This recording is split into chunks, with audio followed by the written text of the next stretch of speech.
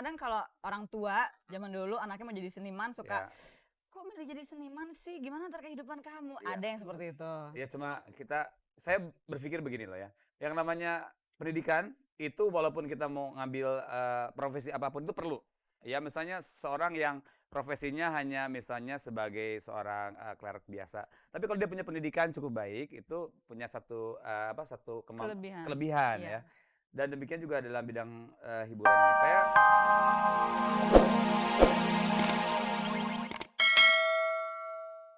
Pemirsa, obrolan mengenai keperjakaan tadi sepenuhnya didukung oleh IREX. Dan sekarang di sebelah saya nih udah ada seorang tamu yang imut-imut banget. Saking imut-imutnya sampai nggak tahan deh kalau dengerin dia ngomong, apalagi dengan logatnya yang penuh Sundanya itu, aduh tambah imut deh. Izur Muchtar. Ya. Jangan bilang saya nggak kelihatan Sundanya. Masa kelihatan Sundanya ini? Teka tinggalinya. Tinggal-tinggalinya. Arieta naon, nyarios naon atuh. Kang Izur kumaha damang sehat? Alhamdulillah. Terima kasih udah datang ke Angin Malam. Terima kasih juga diundang oleh Angin Malam. Enggak masuk angin kan? Anginnya enak sekali Angin Malam. Apalagi ada Peggy deh. Oke. Tadi kita ngobrol soal keperjakaan nih Kang. Pengen tanya nih, kalau buat Kang Izur tuh mempertahankan keperjakaan dahulu kala tuh susah apa nggak sih rasanya? Tapi yang pasti itu di antara ketiga laki-laki tadi itu ketiga laki-laki, saya laki-laki juga gitu maksudnya? Bukan tadi, Randy sama Stanley itu, dua tuh. Dua saya dan saya gitu. Cuma saya yang masih perjaka. Sampai hari ini? Ya, karena saya punya anak juga itu hasil inseminasi buatan. Bapaknya siapa? Milih dari mana? Sini juga. Nah, kalau menurut aku ya namanya, itu ada yang namanya satu hal yang namanya ada yang namanya men's talk dan ada girls talk ya. Jadi ada bagian-bagian yang mana laki-laki sama laki-laki ngomong lebih terbuka, tapi laki-laki sama perempuan itu akan tertutup. Contoh gini, sama pacar yang penting. Yang pengen tanya dong kata ceweknya. Kalau Yang masih perjaka enggak? Nah, laki-lakinya pasti dengan walaupun jawabnya masih sayang gitu. Ya? Tapi begitu keluar sama itu based on true experience ya. Kalau ngobrol sama laki-laki lain gila si Neng itu, waduh itu gua rasain 3 ronde, Bo. Wah, begitu. Itu ada yang biasa ngomong kayak begitu ya. Waduh. Jadi kalau misalnya hati-hati nih kaum perempuan nih sama ronde-rondean itu ya. Jadi kalau ngobrol, jadi mesti hati-hati, jangan 3 ronde, 2 aja ya. Cukup ya doi ya. Apalagi pakai irek. Nah, itu jadi 12 ronde. 12 ya. Nah, jadi yang namanya kalau bagi saya yang namanya zaman sekarang ya yang namanya susah juga ya. Kalau dilihat laki-laki itu memang dalam fisiknya itu setiap harinya itu secara fisiologis menghasilkan berjuta-juta sperma. Kalau perempuan lain setiap bulan sekali menghasilkan 1 telur ya. Nah, dorongan seksual itu lebih tinggi begitu ya. Nah, oleh karena itu memang butuh pelepasan. Satu butuh pelepasan, kedua itu jangan sampai ada yang mancing. Gitu. Laki-laki itu istilahnya buaya. Nah, karena wanita adalah lubang buaya. Nah, itu. Jadi jangan dipancing gitu. Jangan ya. Kalau laki-laki nggak ada pasangannya, itu ya otomatis dia baik-baik. Tapi begitu ada pancingan itu berbahaya begitu. Jadi jangan sampai perempuan dibuayain laki-laki. Tapi laki-laki juga kalau sama saya sih saya kadalin lah. Buaya sama kadal ya. Dulu waktu kehilangan keperjakaan, kalau diibaratkan tuh rasanya kayak kehilangan apa gitu? Dulu ya waktu kehilangan perjakaan itu kejadiannya waktu itu saya lagi mau pipis buka celana ya. Di depan ada domba mundur gitu. Jadinya. Jadi sama domba. Kela tunggu. Jadi ternyata bukan lubang buaya kan? Lubang domba. Kalau zaman dulu ya sebetulnya kalau zaman dulu sampai sekarang ya kondisinya sama aja ya. Ya kalau kita lihat ya kalau sekarang kondisinya yang namanya VCD banyak kita lihat, ada heboh kemarin VCD Itenas. Yaitu ya mungkin salah satu sisi mungkin mencerminkan sekarang lagi ya yang namanya perilaku itu sekarang banyak dilakukan gitu ya. Kalau zaman dulu juga sebetulnya ya mungkin ada aja cuma ya kondisinya lain gitu. Ya. Oke, sekarang kita nggak ngomongin keperjakaan deh. Oke. Tuntas lah ya, soal perjaka tadi adalah domba gitu ya. Oke, tuntas.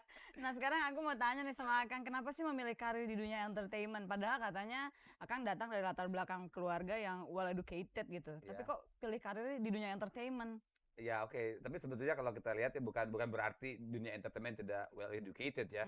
Banyak kan kadang-kadang kalau orang tua zaman dulu anaknya mau jadi seniman suka kok milih jadi seniman sih? Gimana ntar kehidupan kamu? Iya. Ada yang seperti itu. Ya cuma saya berpikir begini loh ya, yang namanya pendidikan itu walaupun kita mau ngambil, profesi apapun itu perlu. Ya misalnya seorang yang profesinya hanya misalnya sebagai seorang, clerk biasa, tapi kalau dia punya pendidikan cukup baik, itu punya satu Kelebihan. kelebihan Iya. ya. Dan demikian juga dalam bidang, hiburan ini. Saya sekolah ya alhamdulillah lulus walaupun ya saya jadi mahasiswa 2 repelita ya, 10 tahun itu cukup lama ya. Cuma saya rasa di sini bisa lihat sendiri, saya alhamdulillah diberikan jalan sebagai seorang entertainer ya, punya pendapatan cukup. Mhm. Tapi kita lihat juga sendiri banyak juga teman-teman yang sudah sekolah tinggi-tinggi akhirnya Iya. ya nganggur lah, Hmm. kemudian, sekolah Serba kekurangan iya juga serba gitu. kekurangan juga. Ya bagaimanapun kita harus bersyukur ya. Dan saya merasakan bahwa dunia entertainment ini sendiri adalah satu dunia yang bagi saya itu satu menyenangkan ya. Ya mungkin Akang bisa survive dari hidup di dunia entertainment karena punya pendidikan itu jadi well management gitu soal keuangan, karir dan segala Salah macam. satunya Mungkin kayak itu. gitu kali Iya ya. salah satunya memang, saya lihat bahwa kalau kita, eee, yang namanya bisnis ya, yang namanya bisnis. Kalau kita bisnis di bidang hiburan ini, kalau kita punya kemampuannya kurang atau punya pendidikannya kurang, Mhm. kita ditipuin orang, Iya. ya. Kemudian juga manajemennya nggak beres. Mhm. Makanya kita padukan entertainment ini dengan satu Strategi manajemen PR-nya juga strategis, mungkin jadi iya, kurang gitu ya, Kang. kuat gitu, insya Mhm. Allah Mhm. gitu. Kalau sama anak-anak sendiri gimana? Pola pendidikan seperti apa yang Akang terapkan sama anak-anak? Saya ke anak saya ya, ke Gea sama Gama, kedua anak saya tekankan bahwa untuk sekolah mereka prinsip utama ya. Seperti saya yang namanya, kamu sekolah itu mau jurusan apapun nanti itu terserah. Tapi Mhm. yang penting pendidikan dasar, ya walaupun menengah dan juga atas itu harus harus, dilakukan dan juga yang namanya kan untuk jadi sarjana sekarang itu mudah sekali, Iya. universitas banyak. Mhm. Jangan sampai itu adalah fasilitas yang diberikan itu tidak dimanfaatkan gitu ya. Kalau Iya. nanti dia mau jadi penyanyi kayak mau jadi presenter kayak Peggy misalnya, Oke. jadi artis, nggak apa-apa bagi saya, nggak apa-apa. Yang penting nanti ada uang untuk saya gitu. Ingat papa ya, papa nggak laku nanti tua gitu ya, hidupin papa. Oke, jadi keluarga sepenuhnya mendukung ya, Kang ya? Iya. Istri juga biasanya istri suka takut kalau suaminya pelawak, apalagi imut-imut, banyak disukai perempuan. Aduh, Ya kalau kumaha atuh euy? ya sampai saat ini ya alhamdulillah istri saya tetap bertahan ya walaupun dengan pahit getirnya ya gitu hidup bersama saya. Alhamdulillah dia bertahan dan, memang kontraknya diperpanjang juga gitu ya tiap tahun dilihat, Setiap berapa episode dipanggil istrinya? tiap tahunnya istri saya "Oke kamu mau jadi masih jadi suami saya? Oke," lah gitu. Oh gitu. Gitu, alhamdulillah mendukung semua keluarga Oke. kita. Sekarang lebih banyak sibuk di project pop atau P-project?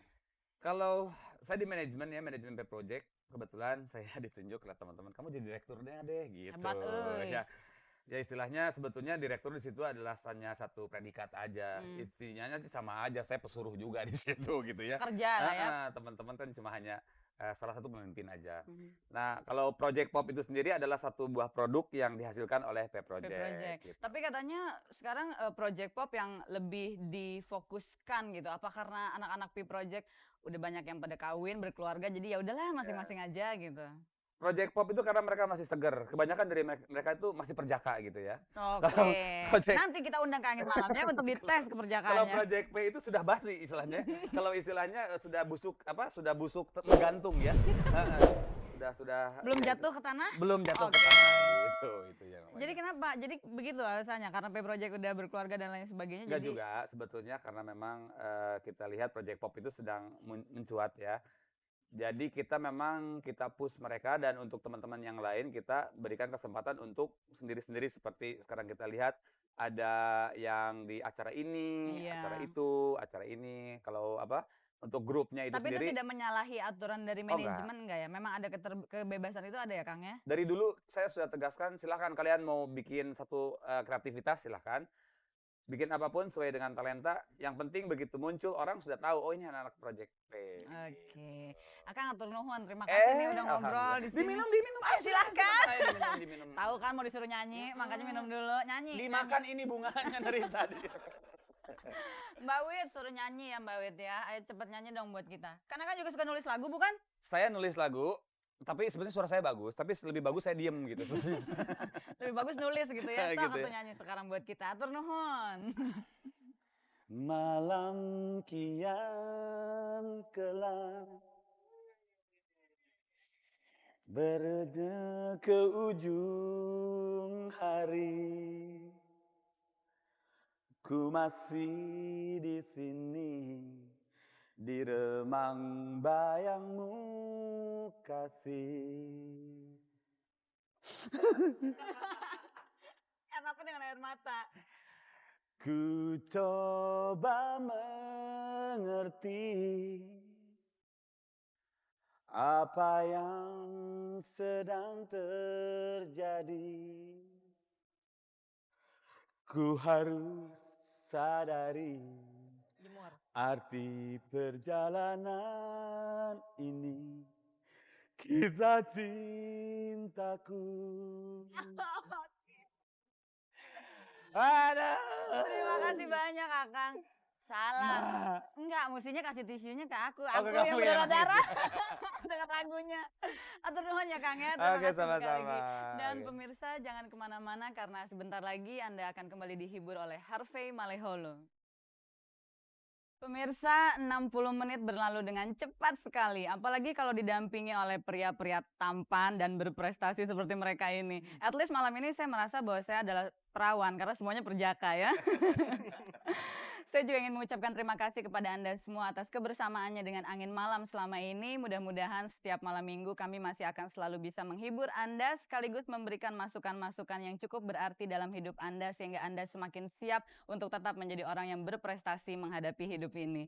Terima kasih banyak Randy dan Stanley udah berbagi, Kang Izur sudah menghibur, Mas Harvey terima kasih banyak, Mbak Widya dan teman-teman terima kasih atas kesetiaannya sama Angin Malam dan seluruh kru yang bertugas terima kasih banyak.